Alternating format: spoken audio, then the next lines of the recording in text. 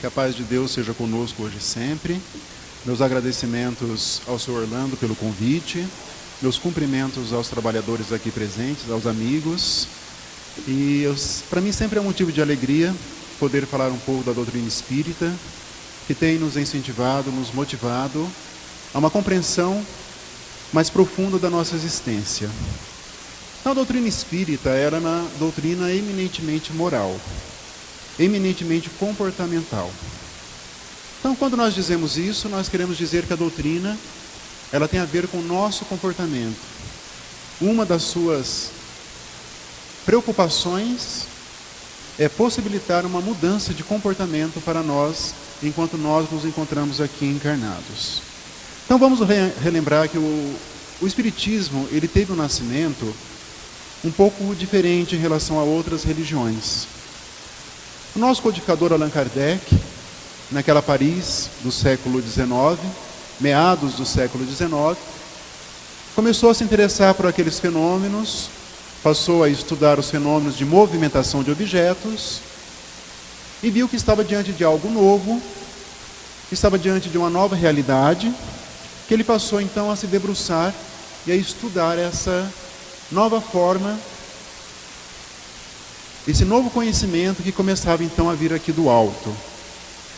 Kardec, ele aprofundou seus estudos e ele viu que naquela movimentação de objetos estava uma doutrina que tinha um corpo. A doutrina é um conjunto de princípios. E ele viu que esses princípios eles tinham que ser difundidos para a humanidade. E por isso que ele, Kardec, publicou, no dia 18 de abril de 1857, o Livro dos Espíritos. E essa data marca o início do Espiritismo aqui para nós, encarnados. Kardec se fez o grande missionário do Espiritismo, da terceira revelação, dando continuidade às grandes revelações que vieram de Deus à humanidade, que se iniciaram com Moisés, ali nos 10 mandamentos. Os séculos passaram, Jesus encarnou aqui entre nós, trouxe o Evangelho, a segunda grande revelação de Deus, e alguns séculos passaram e Kardec fez então o missionário da terceira revelação aqui para nós. O Espiritismo, à medida que ele foi evoluindo, no próprio pensamento do codificador, ele viu que estava diante de uma doutrina que tinha por objeto a modificação dos homens. Embora aqueles fatos que surgiram principalmente na Europa e também nos Estados Unidos fossem objeto de preocupação de outros estudiosos, somente Kardec avançou naquele estudo para extrair o Espiritismo de tudo isso. E o Espiritismo esteve ligado desde esse princípio a um conjunto de conhecimento que nos propõe uma mudança comportamental, eminentemente uma mudança do nosso proceder. Então nós vamos alcançando uma compreensão mais interessante da nossa vida, enquanto aqui nos encontramos. Quando Kardec publicou o seu terceiro livro, o Evangelho segundo o Espiritismo, em 1864, lá em Paris, ele fez uma conexão com o conhecimento espírita, propriamente dito, com os ensinamentos de Jesus. E dentro nessa ligação muito próxima dessas duas grandes revelações, Kardec vai tratar do tema que nos toca mais de perto, que é a questão do sofrimento humano. O tema do sofrimento humano foi objeto de preocupação do codificador, foi objeto de pesquisa por parte dele, e ele escreveu um capítulo, que é o capítulo 5 do Evangelho segundo o Espiritismo, sobre essa temática. Embora foi objeto de preocupação em outros momentos da codificação, mas lá no artigo 5º ele vai trazer então o tema bem-aventurados os aflitos. E é ali que nós vamos compreendendo um pouco mais o porquê que nós nos encontramos aqui na Terra e o porquê que nós temos dores, aflições, sofrimentos, angústias, o que isso significa para nós que somos espíritos aqui encarnados, ainda que provisoriamente. Então Kardec ele vai primeiro trazer um panorama das aflições, neste capítulo 28, E este capítulo, curiosamente, é o mais extenso da obra. Lembrando que a obra tem 28 capítulos. E esse é o mais extenso, justamente o que fala do sofrimento humano, das aflições humanas. Porque nós sabemos que o Espiritismo também é o consolador prometido para nós aqui. E esse lado de consolador está muito explicitado nesse capítulo 5º da obra Evangelho segundo o Espiritismo. Então nós temos que relembrar que Jesus, ele trouxe as bem-aventuranças. Kardec destina 5 capítulos do Evangelho segundo o Espiritismo ao estudo dessas bem-aventuranças, porque o significado delas nos traz de extrema relevância para a nossa vida.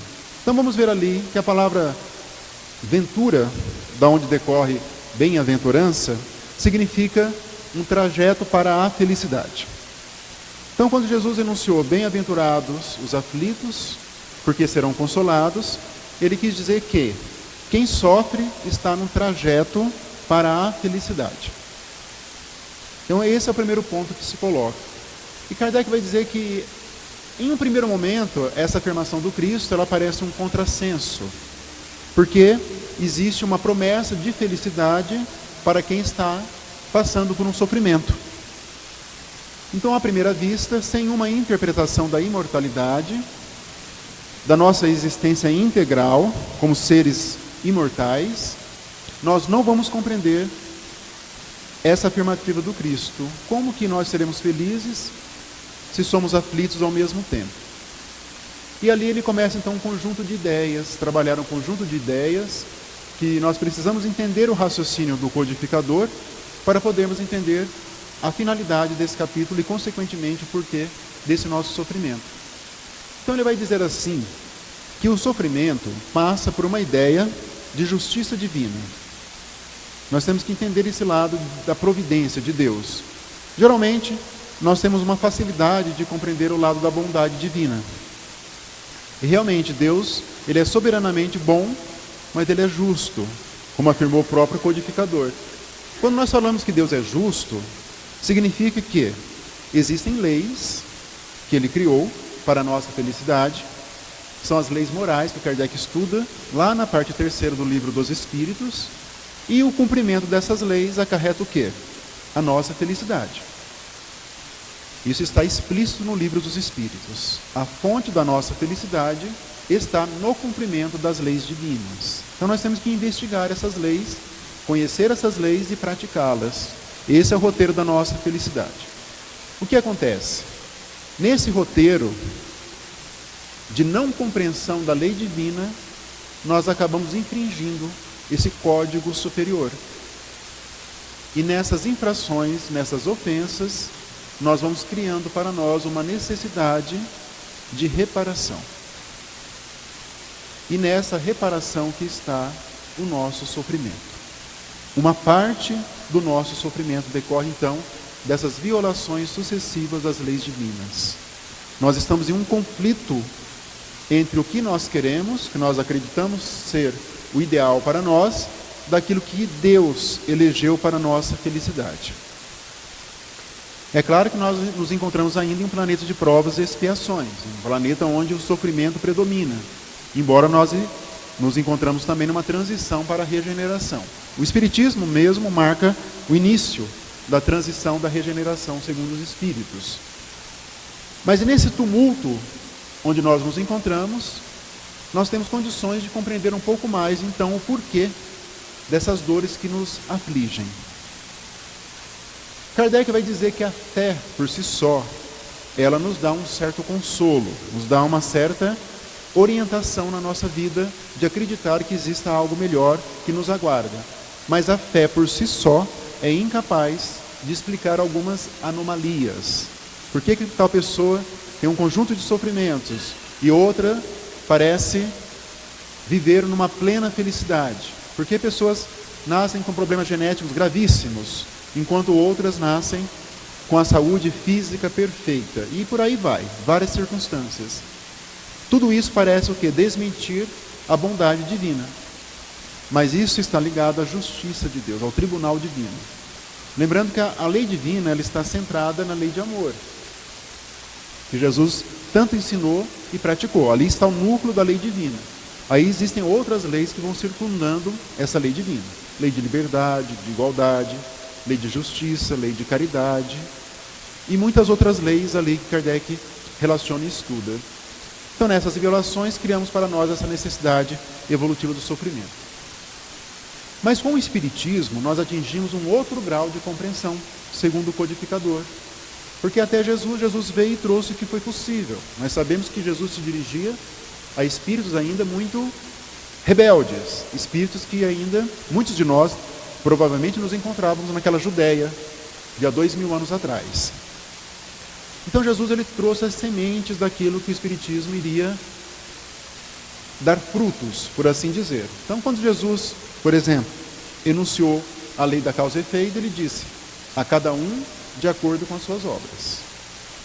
Só por esse princípio nós vamos entender que o nosso comportamento gera uma consequência. Então Kardec vai dizer isso no livro O Céu e o Inferno. Ele analisa aquele Código Penal da Vida Futura. Ele relaciona 33 itens, explicando como serão as consequências dos nossos atos praticados aqui na vida futura, e depois ele resume. Tudo isso se concentra no a cada um de acordo com as suas obras. Nós temos que saber isso, temos que interiorizar esse princípio. Mas por meio do Espiritismo, nós travamos contato mais direto com a espiritualidade, de maneira muito mais racional. Por meio de médiuns, por meio da mediunidade, nós temos um contato mais próximo. Então Kardec começou a desvendar esse contato com o mundo espiritual quando ele esteve e codificou as suas obras.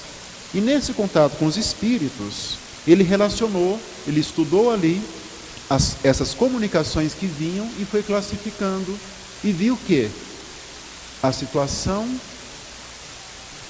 de cada espírito no mundo espiritual estava diretamente ligada ao comportamento que ele teve enquanto se encontrava aqui encarnado.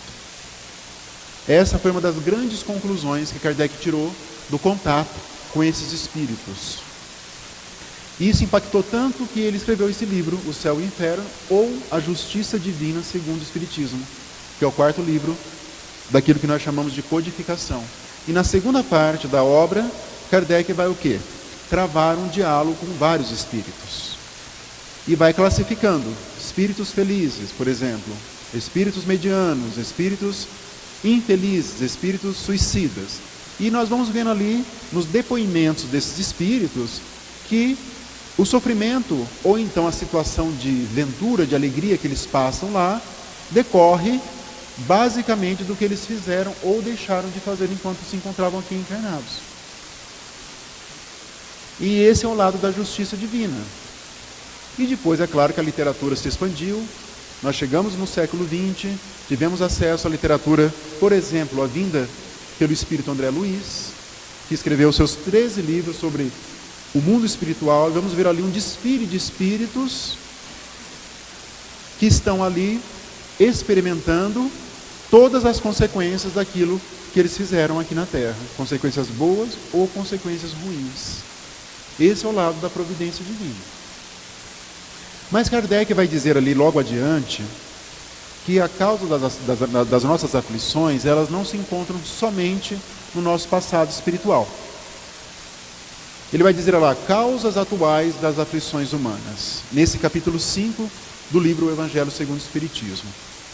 E lá nessa parte ele vai dizer assim, que na verdade, muitos dos fatos que nós rotulamos de sofrimento, de dores, que nos entristecem, estão ligados ao nosso comportamento atual, que não tem uma vinculação direta com o nosso passado espiritual, no sentido daquilo que nós fizemos ou deixamos de fazer, mas está ligado, esses sofrimentos estão ligados a uma incompreensão das leis, a uma incompreensão da nossa vida enquanto nós nos encontramos aqui encarnados. Não há como nós transferirmos responsabilidades ao nosso passado espiritual.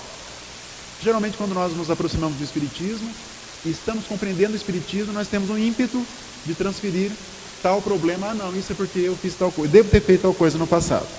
Ah, isso acontece porque eu fiz isso. né? Tenho um problema de saúde, porque eu fumei muito, um problema no pulmão.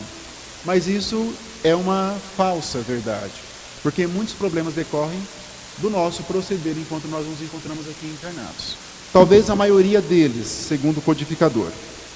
E ele faz um raciocínio, Kardec, que vale a pena a leitura, pela sua atualidade. Ele diz assim sobre essa questão: quantos homens caem por sua própria culpa? Quantos são vítimas de sua imprevidência, de seu orgulho e de sua ambição? Imprevidência, quando nós, por negligência, não sabemos modular os nossos desejos, as nossas ambições. Queremos comprar um carro, por exemplo, e temos um tanto de dinheiro, mas eu quero comprar um carro igual ao do vizinho, igual ao do amigo, que é mais caro. Vamos lá e nos endividamos. Isso vai provocando o quê? Uma limitação de orçamento. Isso vai provocando problemas, aflições. A família vai se endividando. Então isso não decorreu do passado espiritual, decorreu de uma imprevidência da pessoa na organização da sua vida. Quantos se arruinam por falta de ordem, de perseverança, pelo mau proceder ou por não terem sabido limitar os seus desejos? Quantas uniões desgraçadas porque resultaram de um cálculo, ou de interesse ou de vaidade, nas quais o coração não tomou parte alguma? Quantas dissensões e funestas disputas se teriam evitado com um pouco de moderação e menos suscetibilidade? Quantas doenças e enfermidades decorrem da intemperança, do desequilíbrio e dos excessos de todo gênero? Isso é o codificador. Esse texto de 1864, parece que foi escrito hoje de manhã, pela atualidade dele. Aí ele termina assim: interroguem friamente suas consciências, todos os que são feridos no coração, pelas vicissitudes e decepções da vida. Remontem passo a passo a origem dos males que os torturam e verifiquem se, as mais das vezes, não poderão dizer: se eu houvesse feito ou deixado de fazer tal coisa, não estaria em semelhante situação. Então, uma grande parte dos acontecimentos que nós rotulamos de sofrimento decorrem do nosso comportamento atual aqui na Terra, de que nós não soubemos agir de uma maneira mais prudente, não soubemos escolher o nosso livre-arbítrio, as escolhas que decorreram do nosso livre-arbítrio não foram escolhas satisfatórias, não foram escolhas que nos deram um rumo da nossa felicidade.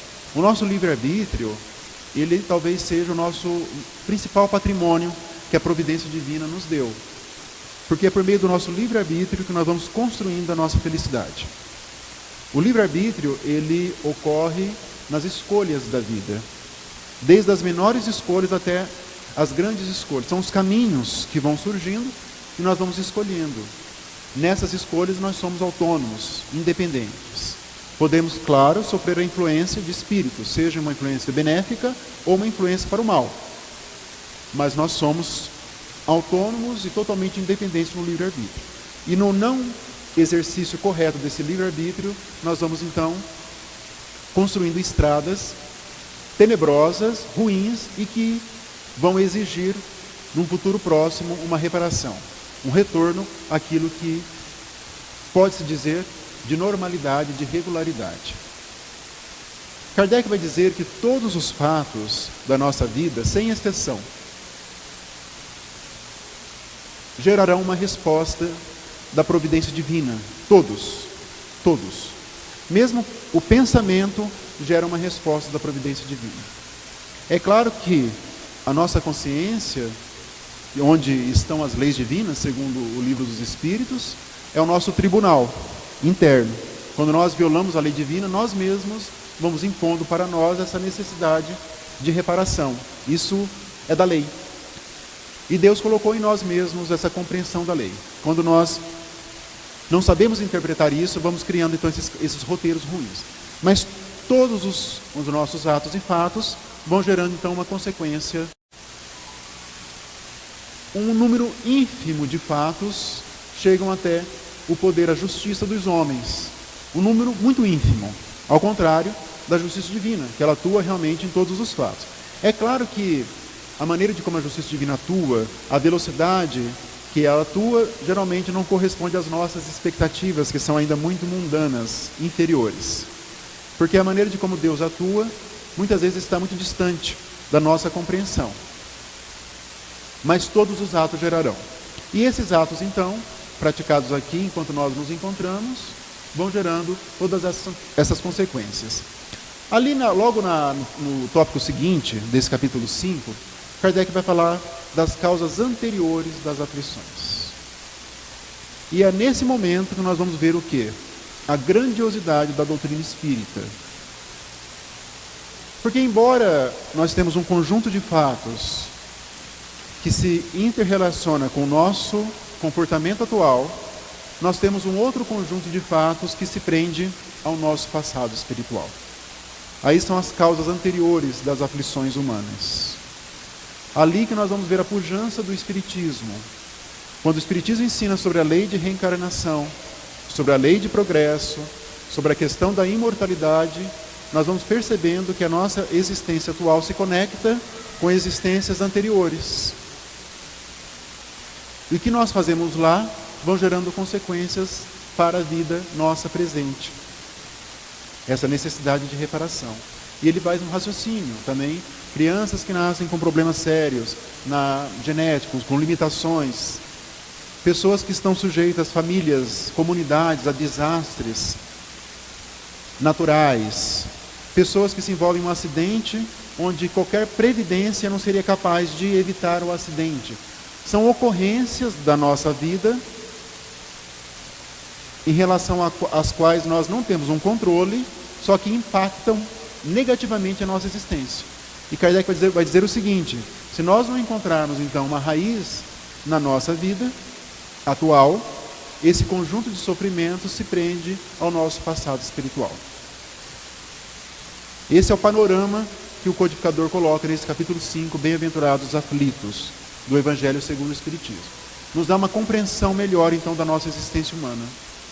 É claro que logo na sequência ele vai trazer o começo de uma ideia que hoje está muito presente na nossa vida de espírita, que é a questão da transformação moral. Ele vai dizer ali, Kardec, que nós temos que passar por essas provações, por essas expiações, de uma maneira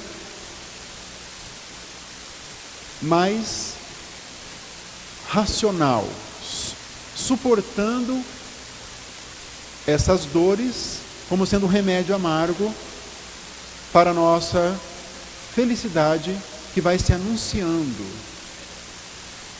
E ali que ele vai então interpretando a fala do Cristo. Bem-aventurados os aflitos, porque serão consolados. Porque os aflitos que assim nos encontramos, nós somos espíritos que estamos caminhando para a nossa felicidade, que nada mais é do que o ajustamento com as leis divinas. Quando nós falamos felicidade, nós nos referimos à felicidade da consciência pura, dentro do possível, dentro daquela parábola dos trabalhadores da última hora, do salário, que aquele senhor da vinha que saiu para assalariar. Qual que era o salário prometido?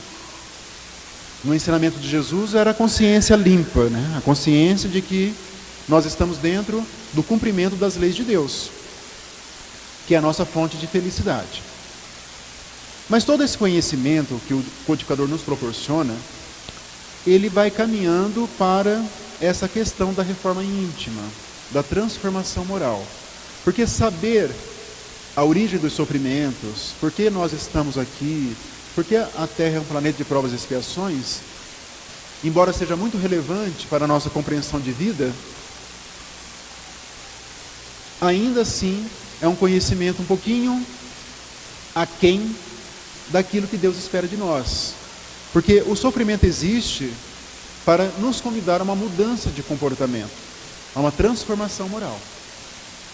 E aí nós vamos ver então as aplicações do Espiritismo nas nossas vidas. O Espiritismo é um grande conjunto de conhecimento que nos ensina a origem dos nossos males, o porquê deles, e ao mesmo tempo nos convida a uma mudança comportamental. Na mudança que vai estar a nossa felicidade futura. Não há uma outra maneira. É claro que nem todos os fatos das nossas vidas, que nós chamamos de sofrimento, são decorrentes de expiações, daquilo que nós ofendemos a lei divina. Mas muitos são provações que nós escolhemos para ativar o nosso progresso espiritual. E esse verbo é usado pelo codificador, ativar o progresso espiritual. Porque nós reencarnamos com provações e com expiações. Expiações é uma palavra muito recorrente na doutrina e se prende ao nosso passado espiritual ainda ruim, por assim dizer. Enquanto que provações se prende a um futuro. Nós escolhemos para o nosso progresso espiritual. Mas elas acontecem para ativar a nossa transformação, a nossa reforma íntima. A reforma íntima, ela é uma necessidade do espírito, uma necessidade evolutiva. Ela vai acontecer de duas maneiras, ou pelas dores, ou quando nós, por conta própria, nos dispusermos a modificar aquilo que é ruim em nós ainda. Então, geralmente, existem 3 grupos de espíritas que vão se aproximando, ou de pessoas interessadas na doutrina espírita. E esses 3 grupos já existiam desde a época de Allan Kardec, lá em Paris, no século XIX. O primeiro grupo das pessoas que se interessam pelo espiritismo são aquelas que veem no espiritismo a curiosidade. Geralmente, a questão da comunicação de espíritos. Podem reparar, geralmente, penso que muitos já passaram por isso. Ah, você é espírita? Ah, você conversa com espírito? A pessoa pergunta. Ou outras coisas piores ainda. Mas geralmente começa com uma conversa nesse sentido, com essa curiosidade.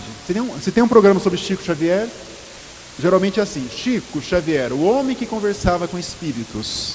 Reparem a maneira de como é abordada, por esse primeiro grupo, a questão da comunicabilidade com os espíritos. É uma maneira superficial. É uma maneira de apenas se aproximar. Muitos estudiosos se aproximaram dos fenômenos naquele século XIX, mas pararam por aí. Até atestaram que eles ocorriam, a movimentação de objetos, que havia espíritos que eram responsáveis por essa movimentação. Mas eles pararam por ali. Eles não avançaram na construção de conhecimento que vinha dos espíritos. E aí nós vamos atingir o segundo grupo de pessoas que se interessam pelo espiritismo. É o que já transpuseram essa questão das experiências, da comunicabilidade, que os espíritos se comunicam por médiuns, mas descobriram que existe algo a mais, que é o conhecimento espírita, a filosofia espírita. O que é o espírito? O que é a imortalidade? O que é a reencarnação? Tudo isso compõe o que nós chamamos de filosofia, de ciência espírita. E nesse grupo de pessoas, talvez a maioria de nós nos integramos, estejamos nesse grupo. Nós temos curiosidade de saber o que é espiritismo, como que ele funciona. O que ele nos fornece, qual que é o objetivo dele nas nossas vidas.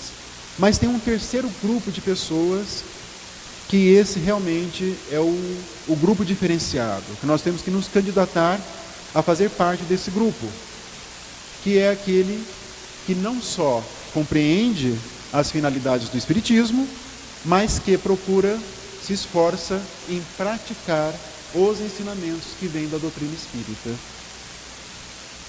Aquele que tenta introjetar no seu íntimo todo o conhecimento que vem do espiritismo.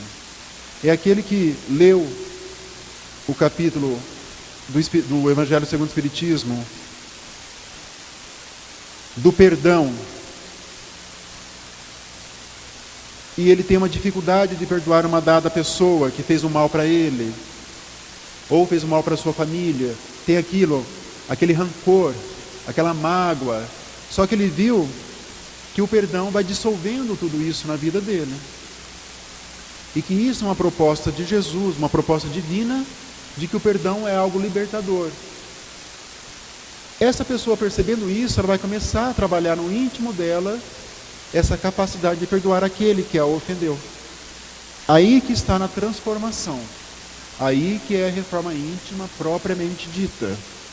Se nós ficarmos só no conhecimento da doutrina, sem esse esforço em introjetar esses princípios, nós estaremos muito aquém daquilo que nós poderíamos fazer em nosso favor, do nosso progresso espiritual. O que é a reforma íntima? A reforma íntima, ela é o conhecer a nós mesmos e modificando aquilo que nós entendemos como sendo algo ruim, que nos prende à inferioridade, e desenvolvendo aquilo que nós temos de bom também. Não é só ver aquilo que, só o lado negativo das nossas vidas, é ver algo a mais. Nós temos as potencialidades divinas que nós temos que frutificar no nosso íntimo. Deus plantou essas sementes e nós temos que frutificar isso. Isso é fundamental. Então a reforma íntima é um processo que tem começo, mas não terá fim. Porque, a não ser quando nós atingimos o grau de espírito puro. Ali que nós vamos terminar o nosso processo de reforma íntima. E isso, segundo o Livro dos Espíritos, o nosso progresso ele é quase infinito. Está lá, quase infinito. Mesmo os espíritos puros ainda têm outros graus de progresso que nós ainda não temos condições de compreender como que isso acontece. Mas a reforma íntima é um processo, e nós temos que começar esse processo. Nós não temos mais tempo de adiar esse processo. A Terra se encontra em um momento de transição. Eu li um texto, agora semana passada, muito interessante, do Espírito Carbar Schutel, Espírito, na revista Reformador, da FEB, da Federação Espírita Brasileira. E esse é um texto bem recente, mas ele dá uma ideia que me marcou, dizendo que nós não temos tempo mais de ter um conhecimento teórico e não praticar esse conhecimento, se referindo ao Espiritismo. Nós não temos mais tempo de adiar isso, ele fala. Nós já tivemos um tempo de absorção desse conhecimento, agora está na hora de externar esse conhecimento por meio de um comportamento evangélico, de um esforço no comportamento evangélico. Essa é a transformação. Quando que nós temos que fazer isso? Já. O tempo está realmente muito limitado quando nós vamos ver na questão da transição da Terra de um planeta de provas e expiações para a regeneração. Então o tempo é agora imediato. Onde que nós vamos fazer a reforma íntima? Em nós mesmos, no nosso íntimo, no nosso espírito. Nós não temos como fazer a reforma íntima numa outra pessoa, mesmo sendo um ente querido. E um filho, por exemplo, um irmão, mãe, pai, nós não vamos fazer isso. É claro que temos o dever de contribuir para com uma reforma íntima alheia, por meio dos exemplos, ou se a pessoa tiver interesse, por meio do conhecimento, se nós tivermos condições de passar isso. Mas nós fazemos a reforma íntima em nós mesmos, não há como transferir essa responsabilidade. Para que fazermos a reforma íntima? Para conquistar outros patamares evolutivos, para sairmos da situação de sofrimento que nós nos encontramos ainda. A finalidade da reforma, da transformação, é interromper um processo de sofrimento que nós nos encontramos. Todos nós que estamos aqui temos uma cota de sofrimento. Reencarnou em um planeta de provas e expiações, é um espírito que está ainda em conflito com a lei divina. Todos nós, não há um que não se encontre com débitos perante a providência divina, senão nós não estaríamos aqui. Temos um exemplo disso, dessa questão, lá no livro Obreiros da Vida Eterna, do André Luiz, o 4º livro da coleção, que aparece um espírito Asclépios, lá na colônia Nosso Lar, e dá ali alguns ensinamentos. Mas esse espírito, vai ser dito ali, naquilo que nos chama a atenção, que ele pertence à comunidade de espíritos redimidos. É mencionado isso, comunidade de espíritos redimidos, que não tem mais uma necessidade de expiar aqui na Terra. Embora não seja um espírito puro, está muito, muito longe, mas não tem essa necessidade. Vai ser dito que ele reencarnaria uma vez entre 500 e 800 anos aqui na Terra, porque ele faz o processo evolutivo dele no plano espiritual, predominantemente. Tanto que, no momento que ele se apresenta na colônia Nosso Lar, ele faz ainda por meio de médiuns desencarnados. É um fenômeno diferenciado. Senão não teria condições de ele ser ali visualizado pelos demais espíritos. Então, essa comunidade de espíritos redimidos são os que já se acertaram com a lei divina. Praticamente não reencarnam mais aqui, no nosso plano, onde nós nos encontramos. Então, a reforma íntima, ela tem por esse objetivo, interromper esse processo de sofrimento onde nós nos encontramos e, ao mesmo tempo, construindo para nós caminhos que vão nos libertando dessas dores, construindo a nossa felicidade. Esse raciocínio que nós vamos utilizar para explicar o bem-aventurados aflitos que Jesus disse, porque serão consolados. Mas depende de nós, depende de uma conscientização dessa necessidade evolutiva. O ponto central disso está o quê? No autoconhecimento. É o ponto nodal da reforma íntima. Esse autoconhecimento já foi tratado lá no Livro dos Espíritos por Santo Agostinho. É claro que nós estamos aqui no paradigma espírita, nós estamos no evento espírita. O nosso paradigma tem que ser espiritismo. E ele vai responder aquela questão, como vencer os nossos vícios morais, os nossos defeitos. Ele vai dizer que ele fazia, enquanto ele estava aqui encarnado, que ele revia, antes de dormir, toda a vida dele, os acontecimentos do dia, e que, se fosse necessário, ele mudaria isso no dia seguinte para modificar aquilo que ele achava que era ruim e, consequentemente, ele fazia a sua reforma íntima. Agora, a expressão reforma íntima nós não vamos encontrar ali no Livro dos Espíritos. Mas a questão do autoconhecimento que vai ser a chave de todo esse caminho que nós temos que percorrer. E o autoconhecimento, meus irmãos, depende de um ato de humildade da nossa parte. Porque saber quem realmente nós somos, os nossos defeitos, as nossas limitações, as nossas virtudes, nós temos que nos despojar de alguns preconceitos, de orgulho, de vaidade. É difícil nós despojarmos desses defeitos de uma hora para outra. E a humildade vai nos colocar perante Deus verdadeiramente como nós somos. Não há como mais enganar a nós mesmos. Se eu tenho uma dificuldade de perdoar, eu tenho que reconhecer isso. Isso não é demérito. Se eu sou impaciente, eu tenho que reconhecer. Se eu sou muito apegado a bens materiais, eu tenho que reconhecer. São situações que, segundo o Espiritismo, nos causam sofrimento. Nós não podemos ler a literatura espírita e achar que uma parte é verdadeira e outra parte não. Aquela parte eu gostei, daquela outra parte eu não gostei. Eu já vi pessoas falando isso espírita. Aquela parte o André Luiz foi muito radical, eu não acredito no André Luiz. Mas na outra parte que ele falou sim, aquilo eu acredito. Ou acolhe a obra toda, na sua integralidade, ou não acolhe. Porque a obra, ela é una. Não só do André Luiz, como toda a codificação e todos os livros que vieram sérios explicar os princípios que Kardec nos trouxe. E para isso requer um ato de humildade. Então nós temos que desenvolver essa humildade, compreendendo as leis e propondo a nós mesmos essa questão de modificação daquilo que nos traz. O conhecimento espírita, ele nos foi entregue com esse objetivo.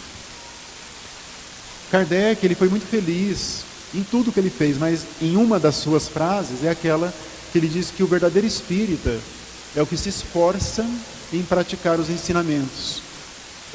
Ele não diz que é aquele que pratica, é aquele que se esforça em praticar. Porque aquele que pratica já está num nível mais adiantado. Vamos ver um Estevão, ali no livro Paulo e Estevão, um jovem de 20 e poucos anos, com aquela fé robusta, construída somente com os princípios do Antigo Testamento. E à medida que ele ia sofrendo, à medida que o pai foi morto, à medida que ele foi escravizado naquelas penas de galés, que ele naqueles barcos, aquelas embarcações antigas da época. Peste, depois ele foi solto, à medida separado da família, até alcançar a casa do caminho, onde ele começou a ser o primeiro grande palestrante, digamos assim, do cristianismo, até depois a sua desencarnação dolorosa por meio do apedrejamento.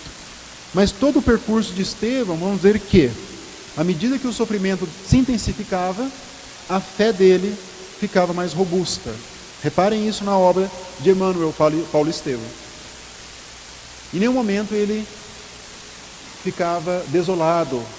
Pelo contrário, os olhos brilhavam. Eu gosto tem uma fala do Emmanuel, que ele fala do brilho do olhar do Estevão, que embora o corpo estivesse macérrimo, estivesse cansado, envelhecimento precoce, mas os olhos brilhavam com intensidade. Eu acho sensacional essa maneira de como Emmanuel abordou a fé que transbordava pelos olhos de Estevão naquela cena ali que ele foi amarrado no tronco e começou o apedrejamento, né, pelo simples fato dele pregar ali as verdades do Cristo. Então vamos ver ali todo um trajeto de que o sofrimento para ele serviu como algo de uma exemplificação muito grande, que lhe veio trazer esse título de primeiro mártir do cristianismo. E essa é a reforma moral que nós somos sujeitos, que nós temos que realmente praticá-la. Tem um texto do Espírito Viana de Carvalho que nos traz uma ideia um pouco mais exata do que significa a adoção do Espiritismo nas nossas vidas. Quando nós vamos aplicando o Espiritismo, nós sabemos na teoria, mas ele vai dando uma sequência de fatos aqui. Eu vou fazer só a leitura parcial da obra Reflexões Espíritas, do Espírito Viana de Carvalho e do médium Divaldo Pereira Franco. Então ele diz assim: a adoção do Espiritismo faz-se revelada quando o indivíduo é de caráter rebelde e torna-se dócil, agressivo e faz-se gentil, tirano e modifica-se para compassivo, avaro e passa a ser generoso, maledicente e adota compreensão, perturbador e apresenta-se pacificado. Quando consegue sair da faixa das depressões para o otimismo, do medo para a confiança, do ódio para o amor, da vingança para a solidariedade, da violência sistemática para a fraternidade, do orgulho para a humildade. Quando a confiança substitui a suspeita pertinaz, a esperança toma conta da paisagem da dúvida, a alegria sem exagero sobrepõe-se à tristeza caustificante. Quando a prece revela-se um hábito em lugar da blasfêmia ou da revolta surda. Quando a doença de qualquer espécie deixa de ser uma desgraça para converter-se em processo de purificação. E os problemas, em geral, recebem lentas, mas seguras soluções reais. Aquelas que lhe vão às nascentes, impondo terapia de paz e alegria. É um trecho que ele vai, então, relacionando quais são as consequências do Espiritismo na nossa vida, para aquele que realmente tem a preocupação de colocar em prática tudo aquilo que nós temos aprendido na doutrina, seja pelo estudo, nas palestras, seja na convivência com os amigos de ideal espírita, quando isso vai se revelando nas nossas vidas. E isso é fundamental que ocorra de uma maneira prudente, de uma maneira, porém, veloz. Nós sabemos que o nosso progresso, ele não dá saltos, mas ele pode ser acelerado. Ele pode ser feito com uma racionalidade. Nós temos que ter agora o grau de maturidade que nós alcançamos hoje, em pleno século XXI, exige um domínio maior das nossas vidas, dos nossos pensamentos, das nossas emoções. Nós não podemos ser crianças espirituais. Como vai ser dito no livro Missionários da Luz, do André Luiz também, Eles não querem os benfeitores espirituais, isso se referindo a espíritas, somente espíritas para serem consolados. Eles querem futuros companheiros de trabalho no plano espiritual. Isso o livro é de 1945, Missionários da Luz. Então nós temos que ter um domínio maior hoje da nossa personalidade e fazer o nosso progresso evolutivo com mais sabedoria. E essa sabedoria vai ser conquistada por meio dessa reforma íntima, da transformação, por meio do conhecimento do Espiritismo. Esse é o caminho que foi traçado pelo nosso codificador. Quando ele trouxe essa revivência do Evangelho de Jesus, a chave para compreender o Evangelho de Jesus está na doutrina espírita. Isso é dito com todas as letras no livro Evangelho segundo o Espiritismo. O próprio Espiritismo é obra de Jesus. Então nós temos que nos apoderar desse conhecimento e fazer com que ele frutifique em nosso íntimo. Esse é o caminho em que nós nos encontramos. Não há como mais afastar. Como diz o espírito Karl Schutel, nós não podemos mais separar o conhecimento teórico e a prática. Nós não dispomos de tempo mais para isso. Então essa é a nossa mensagem da noite, e que todos nós possamos sempre visualizar a nós mesmos como sendo espíritos, embora necessitados ainda, mas com grande potencialidade para mudanças, para uma mudança íntima, para uma mudança para melhor. Que possamos compreender mais a questão dos nossos sofrimentos como sendo a chave para a nossa felicidade, para a nossa aventura, a chave para um caminho melhor. Porque nós sabemos que nós somos espíritos imortais. Então nós temos que nos comportar como tal. Porque nós não temos só uma existência, nós tivemos outras e teremos outras ainda. E que a felicidade está nas nossas mãos. É claro que as dores, elas virão como ainda uma necessidade evolutiva pelo nosso passado. Mas compreendê-las, aceitá-las e resignar-se em relação a elas é o trunfo da nossa vitória espiritual. Nós podemos retornar ao plano espiritual com conquistas espirituais. Vamos ver vários espíritos na obra do André Luiz que voltaram com triunfos espirituais, numa condição muito melhor.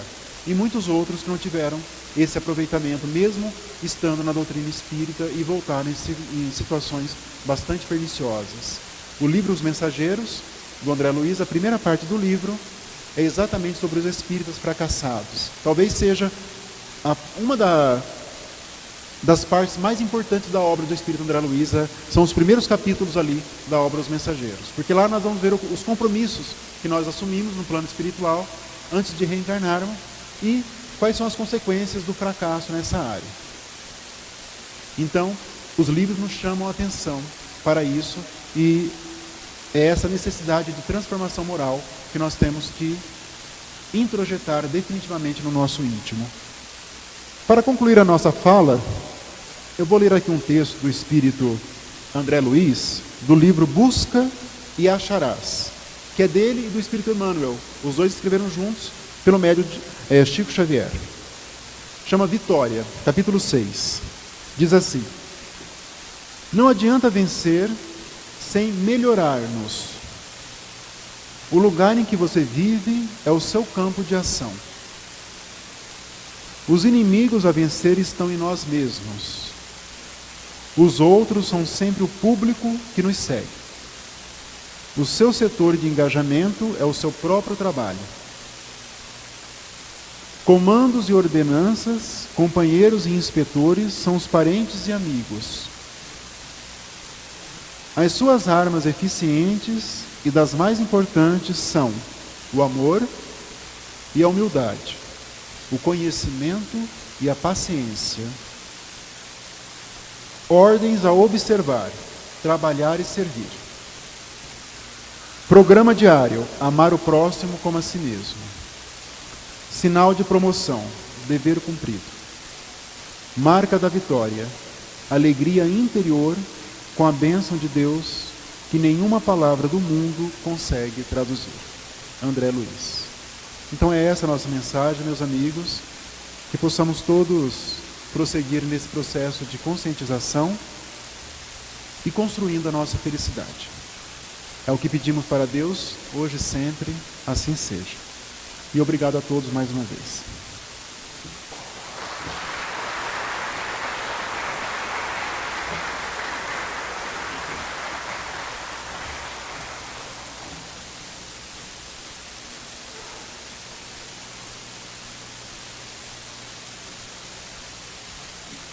Thank you.